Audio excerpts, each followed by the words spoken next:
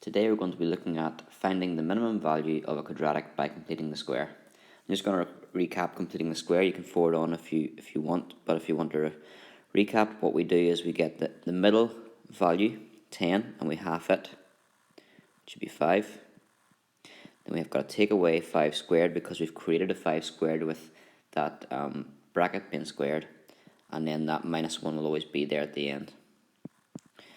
So that simplifies. We've got 5 squared, which is 25, and we're taking it away, and then taking away another 1, which would be minus 26. So that is completing the square. The question we're trying to work out is, by completing the square, find the minimum value of y equals x squared plus 4x plus 1, and the minimum value of x, which gives the minimum. So let's try and understand this a bit before we actually look at the process of finding the minimum.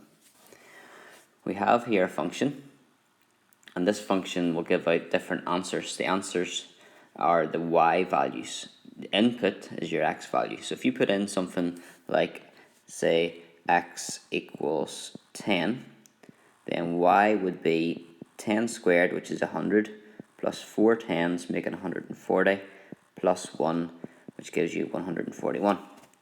So the value then of that function would be 141. If x was 0, you would get 0 squared plus 4 zeros, which is 0, plus 1, which is 1. So depending on your x value, you're going to get a bigger or a smaller value for y. We're trying to work out what the smallest possible value y could be, the smallest possible value of the function. Is it 0? Well, you can't just use trial and error, you'll be there all day. You could draw a graph. However, the reality is that's also quite a lengthy process. But let's just look at the graph. Here we've got a U-shape, and that U-shape creates a bottom, or in other words, it creates the minimum value. The minimum value is 3. That's the smallest y value you can get in that graph. So if you took this point here, for example, x is 4, y is 1. If you want the smallest value of y, it's how low down does the graph go. And it goes down as low as here, and the y value is minus 3. So the answer to this question actually is minus 3. And it's when x is equal to 2. At this point, I shouldn't make you aware we're only finding the minimum for a quadratic equation. Not every function will have a minimum like this. It only has one because it has this U shape to it. If you look at a straight line, it has no smallest value. It'll go down forever and ever. And this is a cubic, and it has like a wee trough here, but actually that's not the smallest value that function can take. If you go down here, it'll go down to negative infinity as well, so it has no minimum value. So it's this. Some other functions do as well, but it's the quadratic we're only looking at to find this bottom value. And to do that, we complete the square. So let's start off with our method then. We write out the equation, y equals x squared plus 4x plus 1. Remember, when we're completing the square, we're really just looking at these two terms and writing it differently.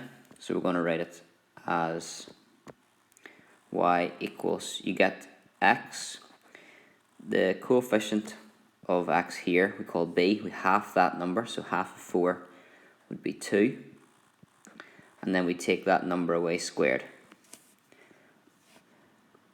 So x squared plus 4x is the same as x plus 2 all squared, take away 2 squared. And then there's this plus 1, we don't forget about it, it'll just be on the end. If we tidy it up a little bit, we've got x plus 2 squared. This is 4, so you're taking away 4 and then adding on 1, which would be minus 3. Now there's not a lot of working out at this stage, but it is totally getting your head around it and understanding it. By writing this function in this way, we can see the minimum value. How we do that is, we look at this function here, it's a squared function.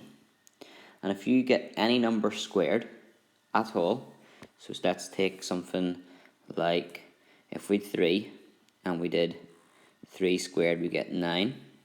If we had minus 2 and we square it, you need to put brackets around it, square it, we'd get 4, and 0. If we did 0 squared, we'd get 0. Long story short, no matter what value I would choose, if you square it, the smallest possible value you'd get out would be 0. Because when you square something, you always get a positive answer. So a negative number squared gives you a positive answer. A positive number squared gives you a positive answer. And so the smallest you could get would be 0, 0 squared. So that means when you look at this equation, this is something that's going to be squared. So the smallest that this could be is 0. So when you're looking for the minimum, it will be 0, take away 3. Because that there could be 0. Not any smaller, but it could be 0. And that will give you the answer, minus 3. And then, well, when could it be 0? When will this here be 0? It'll be 0 when x plus 2 is equal to 0. So it is 0 when x plus 2 equals 0. Or in other words, if we take 2 from both sides, when x equals minus 2. So our minimum value is minus 3, and that's when x is minus 2. The reason for that is because anything that's squared, the smallest it can be would be 0. And then you write that as 0, and then find out what y is from there. That's it. I'll do another one, but if you're happy enough, just take that in your notes and you can go on with the exercise. I'll do one more just for more practice. By completing the square, find the minimum value of y equals x squared minus 3x plus 2 and the value of x which gives the minimum. So we write out our function.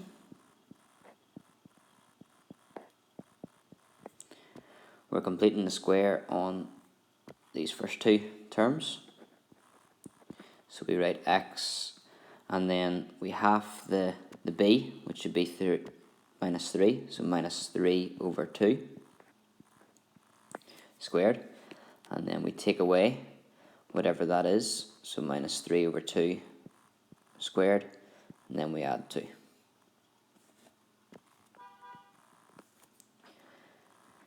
We then tidy that up. Hopefully that car gets into wherever it's looking to go. And then we take away, if we square this here, the negative times the negative is going to be positive, so it's going to be a positive for this. 3 squared is 9, and 2 squared is 4. So you square the top, the numerator, and square the bottom, the denominator. So as I said, when you square it, the negative will become positive, but we're still taking it away, so it'll be a minus sign still there. And tie that up one last time. We've got 8 quarters, take away 9 quarters, so that would be minus a quarter. So then the minimum, the smallest, I'm sorry, I forgot my squared. The minimum, the smallest it could be is, well, this here could be 0, no smaller. So if we make the whole function as small as possible and make this 0, so we get 0 minus a quarter. So the minimum value is minus 1 quarter. And that's when this bracket here, I set it to equal 0. So that's when x minus 3 over 2 equals 0. Add 3 halves to both sides and we get 3 over 2. And you can see from the graph there, this is the graph of y equals x squared minus 3x plus 2. The smallest it can be is here. That is minus a quarter, because that's minus 1. So minus a quarter. And that was when the x value was 1.5, 1.5, or 3 over 2.